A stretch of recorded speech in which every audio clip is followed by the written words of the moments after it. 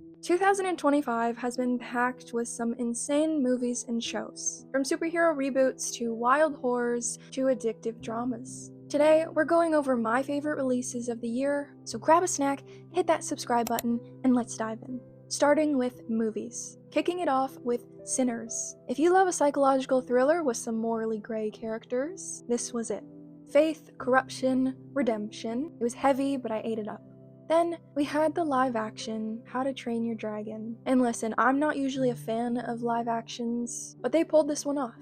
This is how you do live action nostalgia. It was so fun to watch, and despite the controversy, the actors were also amazing in their roles. We also got I Know What You Did Last Summer. What I am a fan of is reboots with a new cast and a new story, and this one delivered. It was modern, twisty, and I love seeing Madeline Klein on my screen. A bit of a weak ending, but it can't be all perfect.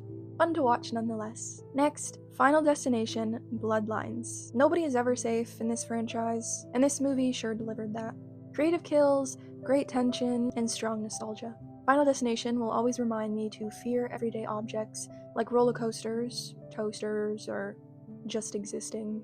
Then weapons came along and fried my brain. Zach Kreger of Barbarians said, "What if I make an anthology that doesn't make sense until the last 10 minutes?" And you know what? I loved every second of being confused. A bold supernatural horror and easily one of the highlights of the year. Speaking of highlights, we have K-pop Demon Hunters, on the opposite side of the spectrum. I wish it had a better title because I can see a lot of people passing it over because of the name.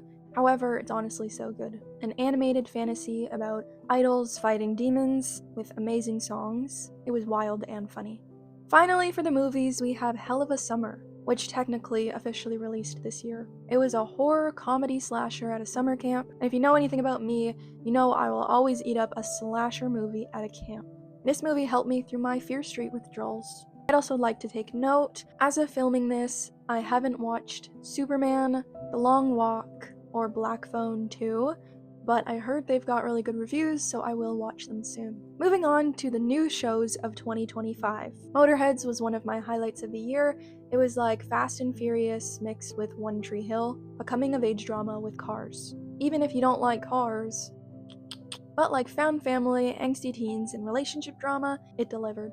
The Twisted Tale of Amanda Knox is another one that's gonna stick with me for a while. It was emotional, messy, and unsettling. The fact that it was a true case and she actually had to go through those things makes me so upset for her and her family. Bet was a chaotic, stylish, morally gray boarding school drama where everyone was addicted to gambling. It had the overly expressive characters and the crazy plots like K-dramas and anime, but was also an Americanized teen drama that was fun to watch. Overcompensating gave me Tell Me Lies but make it funny instead of traumatizing, college comedy, chaotic characters, but somehow heartwarming too. One of the funniest shows I watched this year.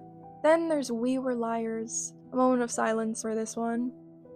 YA mystery, rich family with dark secrets, and a twist that had my jaw dropped. I'm not even being overdramatic with this one. My mom witnessed me go through all of the emotions in the final episode.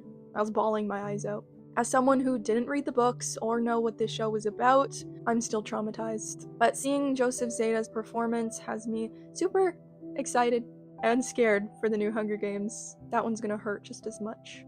Runarounds was another fun teen dramedy about music, friendship, and relationships. A solid ensemble, very easy binge. If you like Outer Banks, you'll like this one. It's the same, but with music instead of treasure. Also, shout out to Wayward on Netflix. I didn't love the ending, but overall, it was an intriguing watch. Finally, onto the continuing shows of 2025. First up, Peacemaker Season 2. James Gunn can always make me laugh, and while this season was a little slower than the last one, I still enjoyed myself. And they upped the emotional aspect this season. Twisted Metal Season 2 was even bigger than Season 1. It leaned harder into the chaos and apocalypse madness. The show refuses to be normal, and I love them for that. School Spirit Season 2 came way at the start of this year, but I'm still excited to see what Season 3 has to bring with that insane cliffhanger, and I just want Wally to be happy. Next up, Gen V Season 2. If you take a look at my channel, you could probably guess this one would be on this list. One of my absolute favorites. It's brutal, satirical, and traumatizing in the best way. And I hope for 53 more seasons. Yellow Jackets Season 3 was insane. The cults, the cult's trauma, more secrets. It just keeps topping itself. I can't wait to see how they get rescued and how they integrate back into the world after everything they've done. Hopefully in Season 4. Though, spoilers, I wish Mari could have been with them. Alice in Borderland Season 3 melted my brain. New characters to fall in love with, twists on twists, and the absolutely insane puzzles and games that are so fun to watch. Also, shout out to Fallout Season 2, which isn't out while I'm filming this, but likely will be out when this video drops. I just know it's going to be just as good as Season 1, so putting it here in advance. That's how much I believe in it. And that wraps up my list of the best movies and shows of 2025. In my opinion, I'm no professional, but I do watch a lot of TV. Let me know in the comments which ones you've seen and which ones you think deserve a spot on this list. There are so many more that I loved and more that I have yet to see. Don't forget to like, subscribe, and hit the bell so you don't miss my next upload. Thanks for watching, and I'll see you next time.